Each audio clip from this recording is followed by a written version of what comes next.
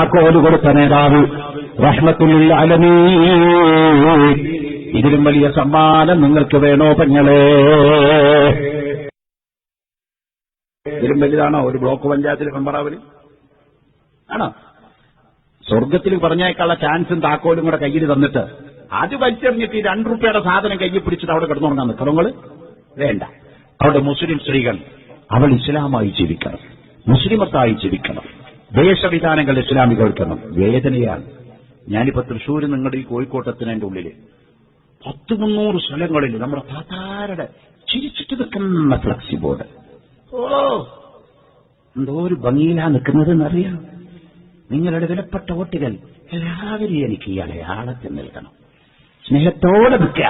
കൊടയും വടിയും കുന്തും കുറച്ചൊക്കെ കയറ്റി മുസ്ലിം പെണ്ണിനെ ഈ നിലയ്ക്ക് പരസ്യ പ്രദർശനം നടത്തി അവരുടെ ഔറത്തും നഗ്നതയും ചൂഷണം ചെയ്ത് മതത്തെ ദുരുപയോഗം ചെയ്ത ശരീരത്തെ മാറ്റുമ്പോൾ മുസ്ലിമീങ്ങളെ പറയാതിരിക്കാൻ നിർവാഹമില്ല. ഏത് രാഷ്ട്രീയക്കാരൻ നടത്തിയാലും മുസ്ലിമീങ്ങളോടാ നമുക്ക് പറയാനുള്ളൂ. മുസ്ലിമീങ്ങളല്ലാത്തവരോട് നമുക്ക് അതിന് കൽപ്പനയില്ല. യാ അയ്യുഹല്ലദീന ആമനൂ, സത്യവിശ്വാസികളെ, ഇസ്ലാമിന്റെ നിയമങ്ങൾ മുസ്ലിങ്ങൾക്ക് മാത്രമേ ബാധിക്കുന്നുള്ളൂ. മുസ്ലിം ആകുമ്പോൾ മാത്രമേ മറ്റുള്ളവർക്ക് ബാധിക്കുന്നുള്ളൂ.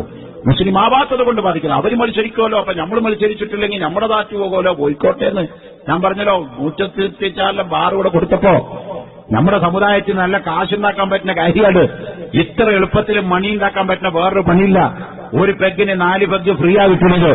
അത്രയും നല്ല സാധനം കിട്ടുമ്പോ ഒരു 10 ബാർ മുസ്ലിം സമുദായത്തിന്, വിദ്യാഭ്യാസത്തിൽ മുസ്ലിങ്ങൾക്ക് 10% സംവരണമുണ്ട്, ഉദ്യോഗത്തിൽ മുസ്ലിമീങ്ങൾക്ക് 12% സംവരണമുണ്ട്. നാളെ പറയുങ്ങള് ബാറിനും 10% സംവരണം വേണമെന്ന് പറയാ. വരുമാനമാർഗല്ലേ? എന്തുകൊണ്ട് പറയുന്നില്ല? ഇസ്ലാം കള്ളിനെതിരാണ്. എന്നാ പിന്നെ ഇസ്ലാം ഇതിനനുകൂലാണോ? ഇസ്ലാം പലിശ സ്ഥാപനങ്ങൾക്കെതിരല്ലേ? അതൊന്ന് മുസ്ലിം സമുദായം പിന്തിരിയണം. നിങ്ങൾക്കറിയോ, പണ്ട് ചന്ദ്രികാ പത്രത്തില് അഗ്നി എന്ന് പറഞ്ഞ സിനിമയുടെ ഒരു പരസ്യം കൊടുത്തിട്ട് പരിശുദ്ധ ഖുർആനിലെ ആയത്ത് എഴുതിയിട്ട് പരസ്യം കൊടുത്ത സംഭവം ഉണ്ടായി. മറന്നുപോയിട്ടുണ്ടാവില്ല പഴയ ആളുകൾ, ന്യൂ ജനറേഷൻ അറിയത്തില്ല. അഗ്നി എന്ന് പറഞ്ഞൊരു സിനിമയുടെ പരസ്യം ചന്ദ്രികാ ദിനപത്രത്തില് പരിശുദ്ധ ഖുർആനിന്റെ ഒരു ആയത്ത് എഴുതിയിട്ട് പരസ്യം കൊടുത്തപ്പോ ചന്ദ്രിക ആഫീസിലേക്ക് ആദ്യം ഫോൺ ചെയ്തത് അബ്ദുറഹിമാൻ ബാഫക്കി തങ്ങൾ വിളിച്ചിട്ട് പറഞ്ഞു, ആ പത്രത്തിലെ പരസ്യം പിൻവലിച്ചിട്ടില്ലെങ്കിൽ ബാഫക്കി തങ്ങൾ ലീഗിന്റെ കോണിതായ വെച്ചിട്ട് പടിയിറങ്ങും മക്കളെ. ആ ബാഫക്കി തങ്ങളുടെ കുലപ്പതിപ്പിലിരിക്കുന്ന തങ്ങന്മാർ ഇസ്ലാമിനെതിരെ നിലങ്ങുന്ന സമയത്ത് ചുണ്ടനയ്ക്ക് വിരലനയ്ക്ക് പറയാൻ ചങ്കുറപ്പ് കാണിക്കണമെന്ന് ഞാൻ അവരെ ഉപദേശിക്കാനാണെങ്കിലും മറന്നുപോയിട്ടുണ്ടെങ്കിലും ഓർമ്മപ്പെടുത്തുന്നു എന്ന് മാത്രമാണ്. ഞാൻ പറഞ്ഞില്ലേ, ഈ ബാഫക്കി തങ്ങളുടെ കറാമത്ത് ഖദീജ ബീവിയുടെ ഖബറിന്റെ ചോട്ടില് ഒരക്കാത്ത വീസാങ്കല്ല് കിടക്കുന്ന തങ്ങള് അബ്ദുറഹിമാൻ ബാഫക്കി തങ്ങളാണ്.